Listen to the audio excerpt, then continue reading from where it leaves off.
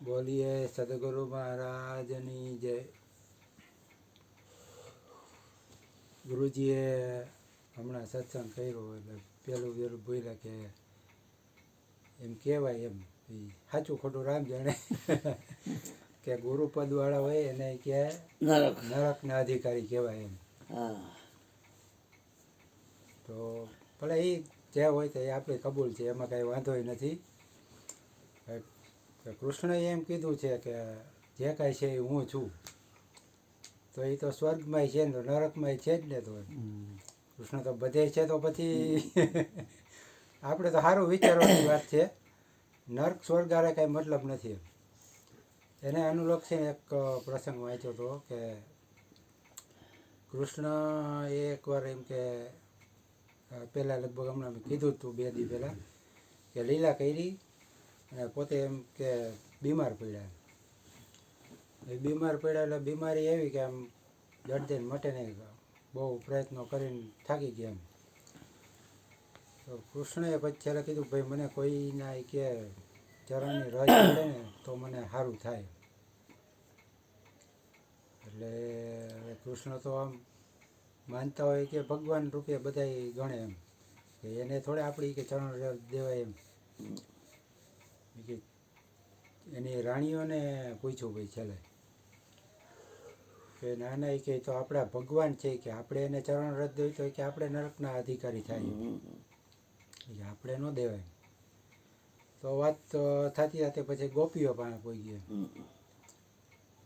ગોપીઓ કહે કે ભાઈ કૃષ્ણને સારું થતું હોય તો અમને નરક મળે તો કાંઈ વાંધો નથી, અમને સ્વીકારીએ છીએ કે અમારે તો એ હૃદય સમ્રાટ એમ, એના સિવાય અમારે કાંઈ જોતું ખપતું નથી. એટલે એ ગોપીઓએ પછી એની ચરણ રજ આપી. તો એ ગોપીઓનું આમ કૃષ્ણની યારે નામ લેવાય, કૃષ્ણને રાસ કર્યો ને બધું. એ ચરણ રજ આપીને એવું નથી કે નરક મળે એમ, પણ એક વસ્તુ સારી કહી એ સ્થિતિ કે આપણો મદાર કે સ્થિતિ ઉપર છે. આપણી કેવી સ્થિતિ છે, બીજાની સ્થિતિ આમું જોવું નહીં, આપણી તો આપને ખબર હોય ને. એટલે એક ગામમાં એક ખેડૂત રહેતો. તો એનું કામ નિષ્ઠાથી કરે એમ. સવારે હળ જોડે એટલે ભગવાનનું નામ લઈને હળ જોડીને પછી એનું કામ કરે. બપોરે જમવા બે તો એકવાર નામ લઈ લે ભગવાન. સાંજે સંધ્યા ટાણી એની રીતે એકવાર એ 3 વખત ધીમા માન નામ લે, બાકી એથી વિસ્મૃતિ જ હોય એમ. સતત એવી જાગૃતિ નહીં એમ. સામે એક પૂજારી મંદિરનું સતત એની સ્થિતિ એમ એ તો મંદિરમાં હોય એટલે સ્થિતિ હોય ભગવાનમાં હોય. હા, એટલે બાપુ એમ કહે કે ભાઈ ગાદીએ બેઠો હોય તો મારે તો એ ધ્યાન રાખવું જ પડે એમ. સતત એ કે એમ તમે સંસારમાં હોય તો તમને થોડી ઘણી છૂટ હોય એમ, તમે કદાચ ધ્યાન ન રાખો તો તમારું હાલે. અહીંયા ગાદીએ બેઠો એટલે મારે તો એ સતત જાગૃતિ એમ રાખવી જ પડે. એટલે સંજોગ વસાત એ બેયનું મૃત્યુ થયું એક દિવસે ને ગયા ઉપર. તો ન્યાય મળ્યો કે ભાઈ આ કે ખેડૂતને છે ને કે સ્વર્ગ આપી ગયો. બોલો પૂજારી એમ થયું કે હા એ કે દીમાં ત્યાં કોઈ દી ભગવાનને યાદ ન કરતો હોય, મંદિરે કોઈ દી દર્શન દધ્યા નથી કે ખેડૂતે. અને એ કે આને સ્વર્ગ એ કે એટલે ભાઈ પૂછ્યું એમ કે ભાઈ પૂજારી નરક આપ્યું ને, પૂજારી નરક ને તો પૂજારી એમ તો હારો જ મળતો એમ એ ભગવાન મને જતો એને સ્વર્ગ જ આપ્યું. પણ ટૂંકમાં એમ કે આ તો કે તને કે પ્રેક્ટિકલ કરીને બતાવવું જોઈએ કે કાંઈ વાંધો નહીં, તને કે આ એક ગ્લાસ આપવું પાણી ભરેલો આખો, અને એ કે તારું મંદિર હતું ને એને એ કે તારે 4 વાર આંટા મારવાના, પછી તને દેહ થોડીક વાર પાછો આપવું જોઈએ કે ખાલી એક ટીપું એમાં ઢોરાવું ન જાય કે 4 આંટા મારી.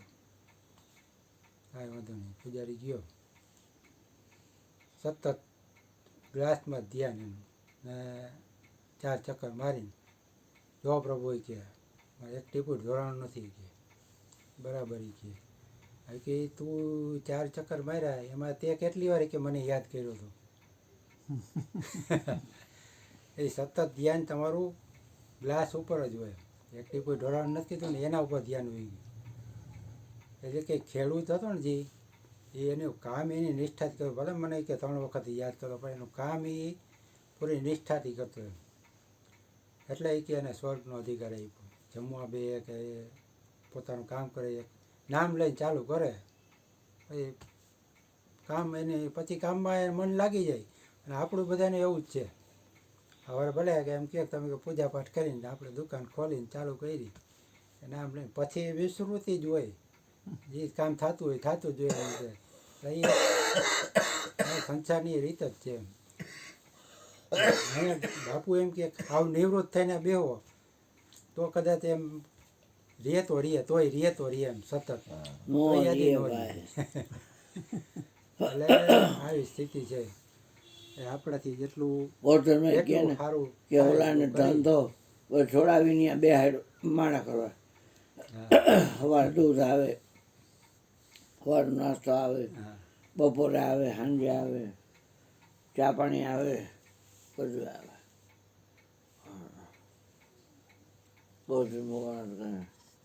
માળા કરવાની બીજું કાંઈ નહીં. એ માળા મૂકી મૂકીને હાલતી નથી યાર, પૈસા દેવા પડે.